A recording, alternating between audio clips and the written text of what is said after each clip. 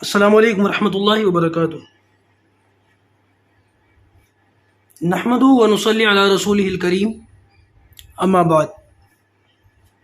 उम्मीद करता हूँ कि आप तमाम साथी खैर आफ़ियत से होंगे। अल्हम्दुलिल्लाह हमारी उर्दू की क्लास खैर आफ़ियत के साथ चल रही है। यहाँ तक हमने सबक पढ़ लिया था। अब इंशाअल्लाह इससे आगे का सबक यहाँ से आज अपनी क्लास का हम आगाज़ करेंगे। इस क्लास का आगाज़ करने से पहले शुरू में दो तस्वीर भी हमारे सामने, इनको भी समझ लें और क्यों ये दी गई हैं और आज से क्या नई चीज़ शुरू होने वाली है उसको भी अच्छी तरीके से ज़हन नशीन कर लें। देखिए, सबसे पहले तो ये बात याद रखें, हमने पीछे अब तक पढ़ लिया कि पेश की आवाज़ को जब लंबा करना होगा तो उसके साथ वाव लगा देंगे। उसकी हमने मश्क भी की थी, चूसा, ऊदा, पूरा, ठीक है ना। लेकिन वाव कभी पेश वाले लफ्ज़ के साथ भी आता है और कभी ज़बर वाले लफ्ज़ के साथ भी आता है, ठीक है ना। तो इस सबक के अंदर हमें लोटा, टोपी, तो लोटा के अंदर ये जो वाव है ये लाम के साथ आ रहा है। इस लाम के ऊपर पेश नहीं है, वरना ये लूटा हो जाता, लूटा। हालांकि लूटा नहीं, लोटा है, ठीक है ना। तस्वीर बना के दिखा भी दिया हमें। और इसी तरीके से टोपी नहीं है, टोपी है। नमाज के वक्त हम लोग पहनते हैं, हालांकि अफसोस का मकाम है कि आजकल तो लोग नमाज के वक्त भी नहीं पहनते, नंगे सर ही नमाज पढ़ रहा है। बाज़ मरतबा वो नाक साफ़ करने वाला रुमाल सर पर लगा लेते।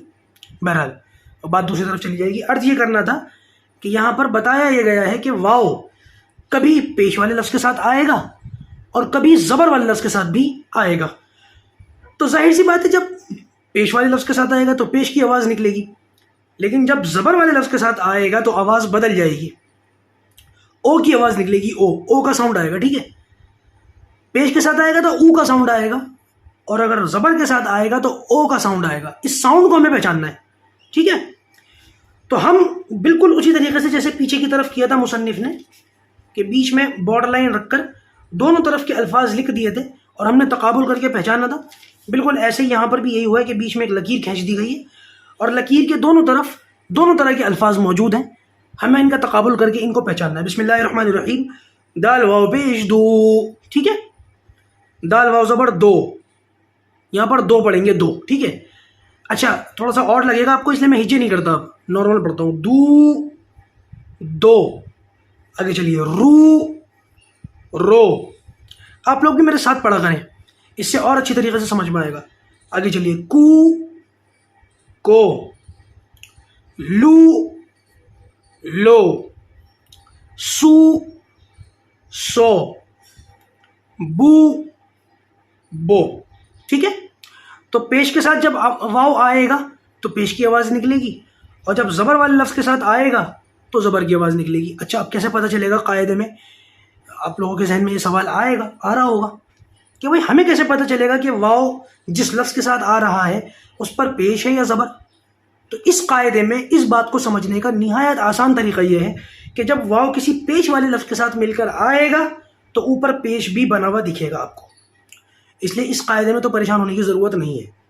इस कायदे के बाद ये पेश ख़त्म हो जाएगा, लेकिन तब भी आप लोगों को घबराने की ज़रूरत नहीं है कि भाई आगे कैसे पहचानेंगे जब पेश ख़त्म हो जाएगा। तो भाई उसके लिए दो बातें याद रखें। पहली बात, इंशाल्लाह आपकी सलाहियत तब तक ऐसी बन चुकी होगी कि ऊपर पेश नहीं भी होगा तब भी आप अल्फाज को देखकर पहचान लेंगे। और दूसरी बात ये, अगर खुदा न खास्ता सलाहियत ऐसी ना भी होगी तब भी आपका ये भाई तो बैठा हुआ है, आप फिक्र क्यों कर रहे हैं, इंशाल्लाह मैं बताऊँगा आपको, ठीक है। तो इस कायदे में फ़िलहाल इतनी बात याद कर लें कि ऊपर पेश बना हुआ होगा, और ऊपर कुछ भी बना हुआ ना हो, ना पेश हो ना ज़बर हो, तो समझ लीजिए ज़बर है, ठीक है। जब पेश बना हुआ हो तो ऊ की साउंड निकालिएगा, और जब कुछ भी बना हुआ ना हो तो ओ की साउंड निकालिएगा, ठीक है। अब दूसरी लाइन देख लेते हैं। मैंने आपको पीछे बताया था ना कि छोटी वाली या ज़ेर वाले लफ्ज़ के साथ हमेशा छोटी वाली या ही मिलकर आती है, तभी उसकी आवाज़ लंबी होती है। ये वाली या मिलकर नहीं आती। अब देखिए, ये वाली या मिलकर आ गई तो इसका मतलब ये है कि यहाँ पर ज़ेर नहीं है, यहाँ पर ज़ेर है लेकिन यहाँ पर ज़बर की आवाज़ है, ठीक है। ए की साउंड है यहाँ पर, ए। सी तो छोटी या के साथ मिली हुई है तो सी, और बड़ी या के साथ मिलेगी तो आवाज़ निकालेंगे से। उर्दू के अंदर बड़ी या हमेशा ए के साउंड के लिए इस्तेमाल होता है, ठीक है। सी, से, की, के, ली, ले, दी, दे, नी, ने। एक मरतबा इसका इकट्ठा एक मरतबा इसको पढ़ लेते हैं, एक नज़र इस पर दोबारा डाल देते हैं। बिस्मिल्लाहिर्रहमानिर्रहीम।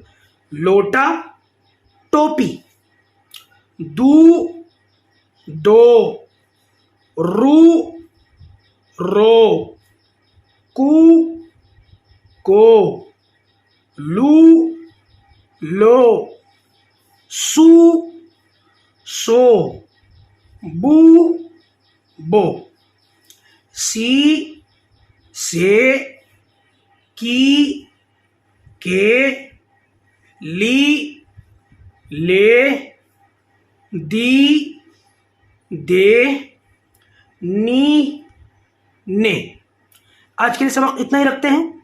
इस उसूल को पहचान लीजिए, फिर इंशाल्लाह इससे आगे इसकी मश्क करेंगे, प्रैक्टिस करेंगे। अल्लाह पाक हमारे लिए उर्दू ज़बान का पढ़ना आसान फरमाए। अस्सलामु अलैकुम रहमतुल्लाहि व बरकातुहू।